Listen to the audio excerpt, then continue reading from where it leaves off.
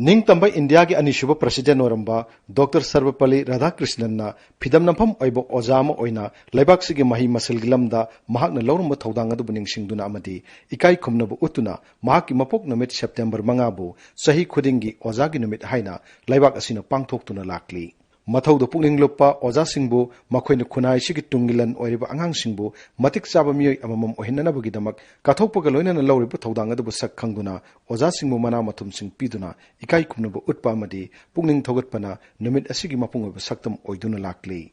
ओजा हाइबसी लेबाक अमा सेमबदा ख्वाइदगी चावबा अमदी मरोइबा थौदांग लौरिबा अतोपगी लंबिबु मंगाल पिनबगिदमक मसा मतुमता चाकथेकचरिबा कैंडल दुनी ओजाना महिरोई सिंगी पाकलब पुंसी इपाक की थोंग ओइबिगनी अमसुंग महिरोई सिंगी तुंगदा लाकदबा इपाक कयाबसु मरोमदोम लानबा ngamhangani ओजाना अफबा महिरोई कया सेमबता नतना लेबाक अमगी लुसिंगबा सिंग अमसुंग मसक नाइबा मियोय पुमनमकसु महाकना सेमबनी लेबाक सिगी ओइनदे लैंगा की स्कूल पुमनमक की ओजा सिंग याउना ममा मपा ओइबा सिंगना मखोइगी अंगांग सिंग लनाय स्कूल सिंगदा थागनी अदुगा लैंगा की स्कूल फत्ति हाइन चैगनी फगतनबदी होनाबिदे अखोइना मरु ओइबा थबक खरदंग हाना लौखटपदा मही मसलगी लमदा अहोंग कया उबो फंगनी ओजा सिंगदा मतिक चाबा तोलोप फंगनगनी लोइनना मही तंफम सिंग मसाक मथुम वालहल लोइदबनी तोलोपति लौरगा अंगांगदी लारिक ताकनिंगदबा ओजा हाइना करिगुमबदा मियामगी चिंदा थोरकपा याउरिबासी लेहिंदनबा ओजा सिंगना होनाफम थोई महिरोसिंगी कोकता अफबा खक नतना खुनाइगी फत्तबा थबक लिसत नत्रगा वाखल अमतगी ममी ताहंदनबा ओजा सिंगना सेक्सिना सेनबिबा चंगी महिरोसिंगी मफमददी ओजागी पुंसीदी फिदम पुमनमक हौरकफमनी मसी मतम पुमनमकता ओजा सिंगना काउबिरोइदबनी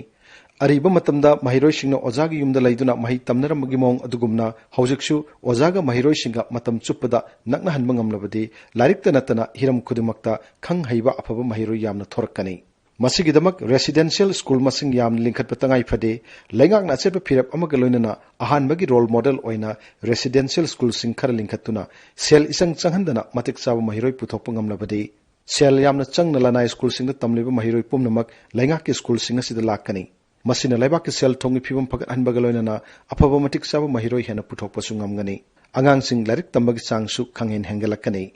एजुकेशन असी मिशन अमनी सिनफम असिदा अफब ओजा पुरक पतंगाई फदे हांगलिबा ओजागी फमसिंग मेंशनगदबनी लेबाकसिगी ओइना लैंगा की स्कूल सिंगना मायुक नरिबा मरु ओइबु वाफमदी ओजा वाटपमदी लैरिबा ओजा सिंग ट्रेन तौदबा असिनी लेबाक असिगी ओजा मंगा खुदिंगी ओजा अमममदी ट्रेनिंग फंगद्री हेड मास्टर अमसुंग प्रिंसिपल सिंग असि थौदांग लहन बतनतना मथौदांगदगी नांथोकपा याहलोइदबनी लेबाक असिगी स्टेट अयामबगी लैंगा की स्कूल सिंगदा क्लास 5 तगी 7 फाउबगी अंगांसिंग मिंग चनबगी चांग यामना हंथरकले मसिगी मरमदी मतिक चाबो ओजा रेगुलर पोस्ट हापगी महत्ता टेम्पररी ओइना नत्रगा पैरा टीचर मसिंग यामना हापगी ओइबा याई लैंगा की स्कूल सिंगना मायोक नरिबा तो वाफम अमदी मखोइदा पीरिबा अपिकपा बजेट असिनी सेल थुंगी फिबम फत्तबना मतिक चाबो ओजा रेगुलर पोस्ट हाप ngamdabadagi मतिक चाबा नत्रगा चादबा थीदना ओजा कया कॉन्ट्रैक्ट हापली मसिना क्वालिटी एजुकेशन अमसुंग अफबा महिरोइ पुथोकपा ngamlakte तसेंगना हायरबदा एजुकेशन फगतहनबा हाइबसी लैंगा की लुसिंगबा खर खक्तगी थबक नत्ते लेबाक असिगी मियोय क्रोर 150 की अपुनबा थबकने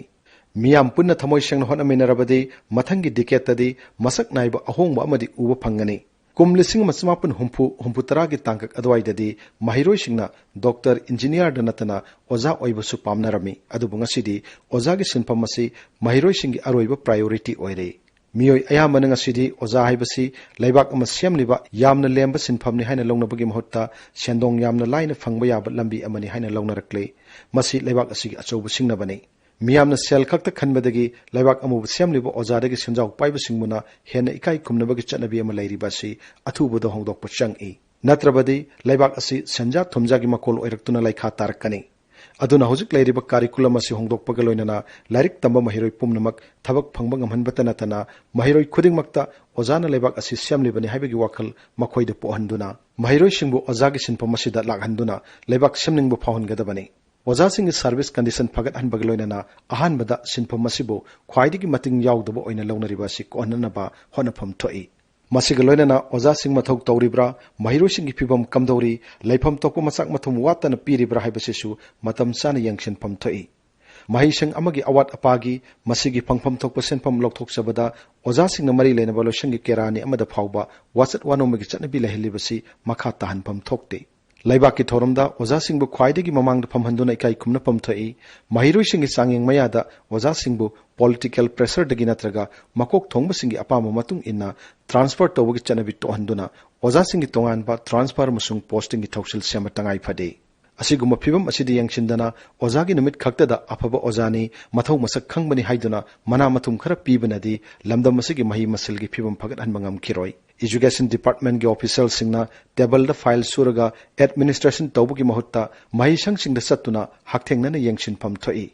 मसिना महिसंग सिंगी अवाट प मेंखत नतना ओजा सिंगा लोइसंग असगी ऑफिशियल सिंग की मरक लेरंबा अहोब पुमनमक मेंखतुना मही मसिल गी लमदा अफब मही पुरक पंगमगनी